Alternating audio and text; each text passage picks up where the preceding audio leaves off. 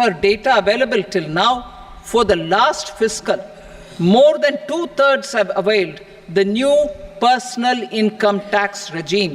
I'm now announcing a comprehensive review of the Income Tax Act 1961. The purpose is to make the Act concise, lucid, easy to read and understand.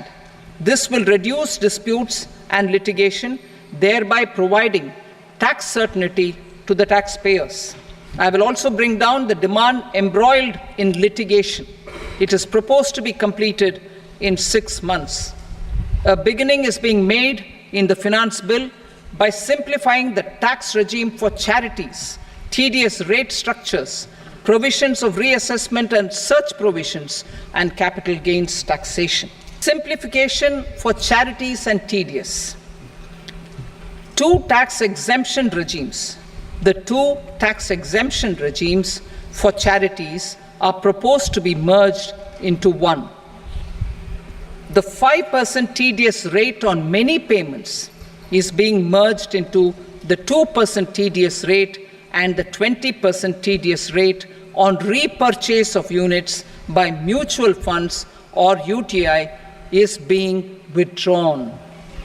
TDS rate on e-commerce operators is proposed to be reduced from 1 to 0.1%. Moreover, credit of TCS is proposed to be given in the TDS to be deducted on salary. Further, I propose to decriminalize delay for payment of TDS up to the due date of filing statement for the same. I also plan to provide a standard operating procedure for TDS defaults and simplify and rationalize the compounding guidelines for such defaults. Simplification of reassessment. I propose to thoroughly simplify the provisions for reopening and reassessment. An assessment hereinafter can be reopened beyond 3 years from the end of the assessment year only if the escaped income is 50 lakh rupees or more, up to a maximum period of 5 years from the end of the assessment year. Even in such cases, a time limit of 6 years before the year of the search, as against the existing time limit of 10 years, is being proposed. Simplification and rationalization of capital gains. Capital gains taxation is also proposed to be hugely simplified.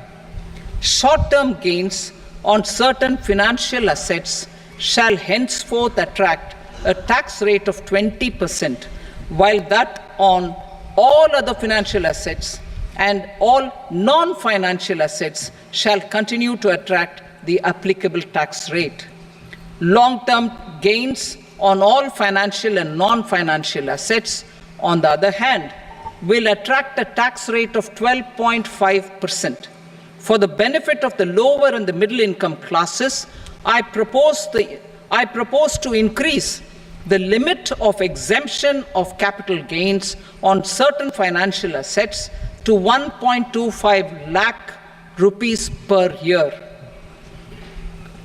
Listed financial assets held for more than a year will be classified as long-term, while unlisted financial assets and all non-financial assets will have to be held for at least 2 years to be classified as long-term. Unlisted bonds and debentures, debt mutual funds, and market-linked debentures, irrespective of holding period, however, will attract tax on capital gains at applicable rates. Taxpayer services. All the major taxpayer services under GST and most services under customs and income tax have been digitalized. All remaining services of customs and income tax, including rectification and order giving effect to appellate orders, shall be digitalized and made paperless over the next 2 years. Litigation and appeals. While our concerted efforts to reduce pendency of appeals at various appellate fora are beginning to show good results, it will continue to engage our highest attention. To dispose of the backlog of first appeals, I plan to deploy more officers to hear and decide such appeals, especially those with large tax effect. For resolution of certain income tax disputes pending an appeal, I am also proposing Vivad Se Vishwas Scheme 2024. Further, I propose to increase monetary limits for filing appeals related to direct taxes, excise and service tax in the tax tribunals, high courts and Supreme Court to 60 lakh rupees, 2 crore rupees and 5 crore respectively. With a view to reduce litigation and provide certainty in international taxation, we will expand the scope of safe harbor rules and make them more attractive. We will also streamline the transfer pricing assessment procedure. Employment and investment. I have a few proposals to promote investment and foster employment. First of all, to bolster the Indian startup ecosystem, boost the entrepreneurial spirit, and to support innovation, I propose to abolish the so-called angel tax for all classes of investors. Second, there is tremendous potential for cruise tourism in India. To give a fillip to this employment-generating industry, I am proposing a simpler tax regime for foreign shipping companies operating domestic cruises in the country. Third,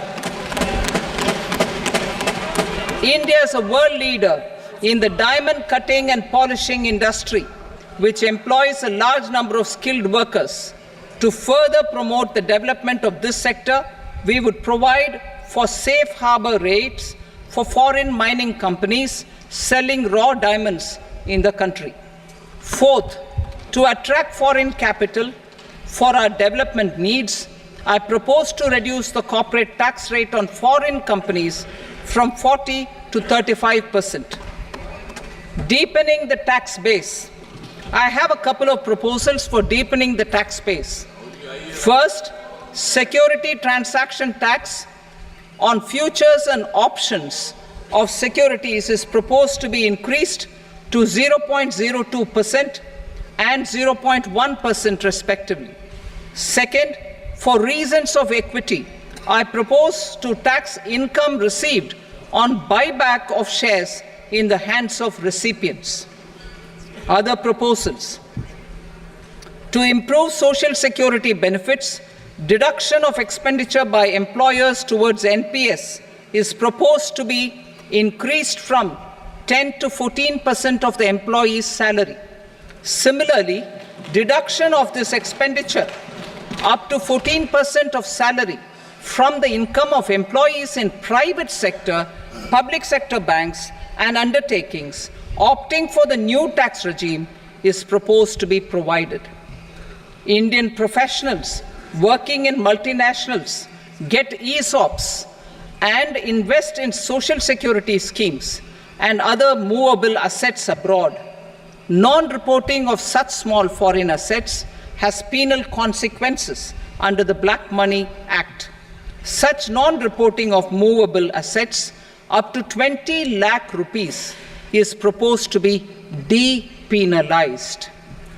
Other major proposals in the finance bill relate to withdrawal of equalization levy of 2%, expansion of tax benefits to certain funds and entities in IFSCs, and immunity from penalty and prosecution to Benamidar on full and true disclosure so as to improve conviction under the Benami Transaction Prohibition Act 1988.